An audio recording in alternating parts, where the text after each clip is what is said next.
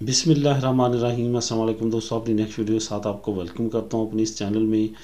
کافی مرتبہ ہم اس پہ بات کر چکے ہیں اور کافی معلومات اس پہ میں شیئر کر چکا ہوں ڈیفرنٹ ویڈیوز میں، ایک دو ویڈیو اسپیشل بھی بنائی تھی، لیکن جو ہمارے نئے آنے والے سبسکرائبرز ہیں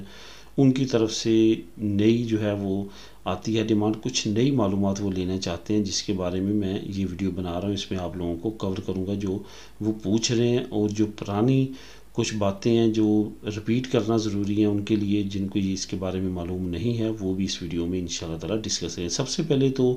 پاکستان اور اسپین کے درمیان ڈبل نیشنلٹی کا معاہدہ کہاں تک پہنچا، کیا چانسز ہیں؟ اس میں کوئی شک نہیں ہے کہ بہت زیادہ تگدو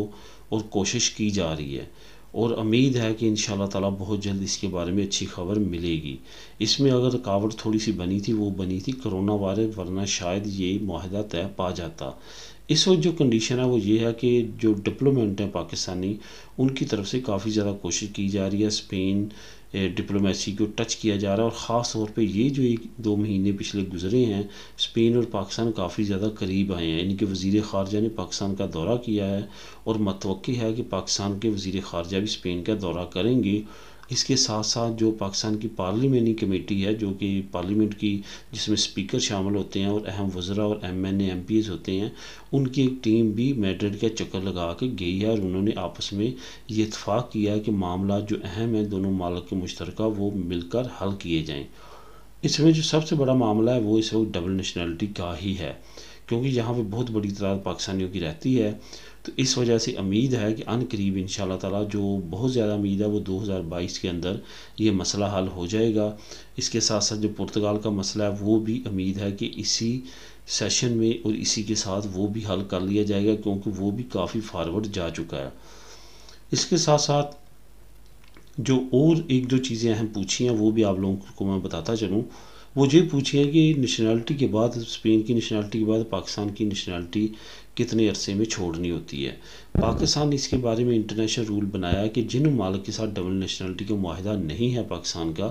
ویسے اس وقت دنیا میں ٹوٹل 19 ممالک ہیں جن کے ساتھ ڈبل نیشنلٹی کا معاہدہ ہے پاکستان کا، تو اسپین اس میں شامل نہیں ہے، کیونکہ اسپین کے ساتھ ڈبل نیشنلٹی کا معاہدہ نہیں ہے۔ تو اس صورت میں 3 سال کے اندر اندر اس ملک کی آپ نیشنلٹی لیتے ہیں، تو اس کے 3 سال کے اندر اندر آپ نے پاکستان کی نیشنلٹی چھوڑنی ہوتی ہے، ورنہ اس کو ایز اے کرائم قرار دیا جاتا ہے۔ اسی طرح اگر آپ اسپین کی نیشنلٹی رکھ لیتے ہیں اور اسپین کا کسی کے ساتھ معاہدہ نہیں ہے ڈبل نیشنلٹی کا، آپ جا کے اس ملک کی بھی نیشنلٹی لے لیتے ہیں، فار ایگزامپل یہاں پہ میں انگلینڈ کی بات کروں گا، تو 2 سال کا اسپین نے ٹائم رکھا ہے کہ 2 سال کے اندر اندر آپ نے اسپین کی نیشنلٹی چھوڑنی ہے، ورنہ آپ کا کرائم کنسیڈر کیا جائے گا۔ یہ باتوں کا آپ نے خیال رکھنا ہے، کیونکہ بہت زیادہ کمیونٹی جو ہے وہ انگلینڈ بھی جا چکی ہے اور انگلینڈ کا پاسپورٹ لینا چاہتی ہے،